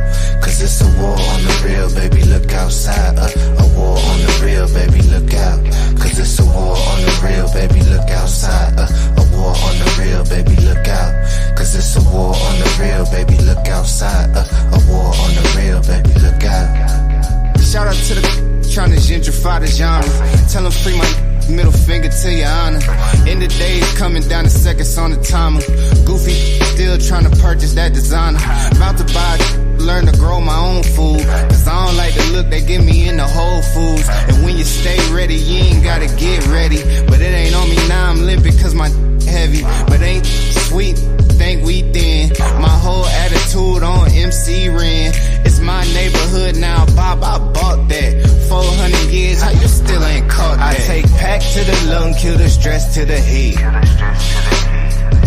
I'm tryna do more for the soul, way less for the bread. Yes sir. I take pack to the lung, kill the stress to the head. I see the things that they do way less than they say. Cause it's a war on the real, baby, look outside. A war on the real, baby, look out. Cause it's a war on the real, baby, look outside. A war on the real, baby, look out. Cause it's a war on the real, baby, look outside. A war on the real, baby, look out. Cause it's a war on the real, baby, look outside. A war on the real, baby, look out.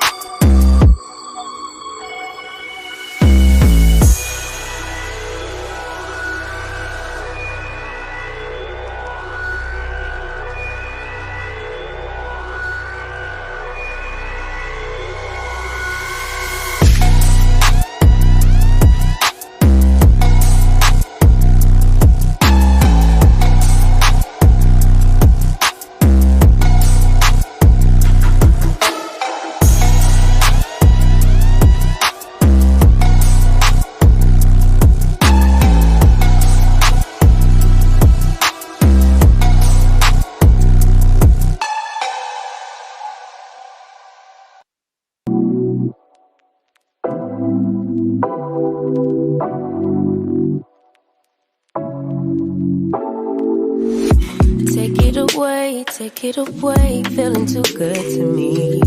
Chilling all day, all in your space is where I wanna be. Here in this room, what did you do? I just can't get enough. Too caught up in your love. I've been trying to forget, but you won't let me. Something in my brain wants you. I've been hanging by myself, asking for help, but nothing seems to work on you. Yeah, you always make me feel like home. Yeah, you never leave my thoughts alone. Yeah, you're the reason I'm going out my mind. I just can't stop thinking about you.